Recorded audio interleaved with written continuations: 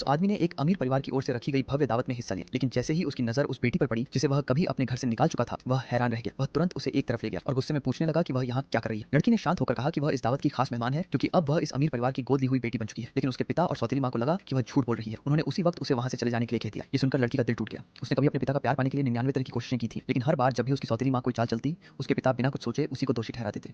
जब तक उसे इस अमीर परिवार ने अपनाया नहीं था और उसे पहली बार सच्चे परिवार का प्यार नहीं मिला था, तब तक उसे समझ ही नहीं आया था कि असली परिवार कभी अपने बच्चे के साथ ऐसा व्यवहार नहीं करता। ये सोचकर वह अपने पिता के सामने घुटनों के बल बैठी, 3 बार सिर झुकाकर प्रणाम किया और साफ शब्दों में कह दिया कि आज से वह उनसे अपना हर रिश्ता हमेशा के लिए खत्म करती है। वहां मौजूद सभी मेहमान ये सब देख रहे थे और उस आदमी की बेरहमी की खुलकर निंदा करने लगे। सबके सामने बेइज्जत होकर वह आदमी आग बबूला हो गया। उसने लड़की का हाथ कसकर पकड़ लिया और उसे जबरदस्ती बाहर घसीटने की कोशिश करने लगा। लड़की पूरी ताकत से छूटने की कोशिश करती रही और जोर से चिल्लाकर बोली कि अब वह उसकी बेटी नहीं है। ये सुनते ही उसका गुस्सा 7वें आसमान पर पहुंच गया। उसने पास रखा पानी का गिलास उठाया और पूरा पानी लड़की के सिर पर उड़ेल दिया। फिर बोला कि यह उसकी दौलत के पीछे भागने की सजा है। लड़की को बहुत दुख हुआ। उसे समझ ही नहीं आ रहा था कि उसका अपना पिता उसके साथ इतना निर्दयी और बेरहम कैसे हो सकता है। तभी वह अमीर आदमी दौड़ता हुआ वहां पहुंचा। उसने बिना एक पल गंवाए उस आदमी के चेहरे पर जोरदार मुक्का मारा और सबके सामने ऐलान कर दिया कि यह लड़की उसकी बेटी है। जब उसने लड़की को सिर से पांव तक भीगा हुआ देखा तो गुस्से में उस आदमी के गाल पर जोरदार थप्पड़ मार दिया। तभी लड़की की सौतेली मां रहम की भीख मांगने लगी, लेकिन उसे भी एक तमाचा पड़ गया।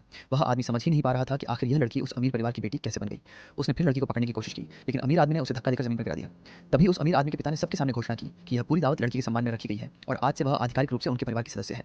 इसके बाद अमीर आदमी ने अपने बॉडीगार्ड्स को आदेश दिया कि उस आदमी को उसकी करतूतों का अच्छा सबक सिखाया जाए। उसने यह भी ऐलान किया कि जो भी उसकी कंपनी के साथ कारोबार करेगा वह उनके परिवार का दुश्मन माना जाएगा और वह उसकी कंपनी को पूरी तरह बर्बाद करके रहेगा। ये सुनते ही वह आदमी घबरा गया और अपनी कंपनी को बचाने की भीख मांगने लगा। लेकिन अमीर आदमी ने कहा कि जिसे माफी मांगनी चाहिए वह लड़की है। वह तुरंत लड़की के सामने हाथ जोड़कर गिड़गिड़ाने लगा। उसने कहा कि उसने कितनी मेहनत से अपनी कंपनी खड़ी की है और अगर वह उसे माफ कर दे तो वह उसे मुआवजा भी देगा।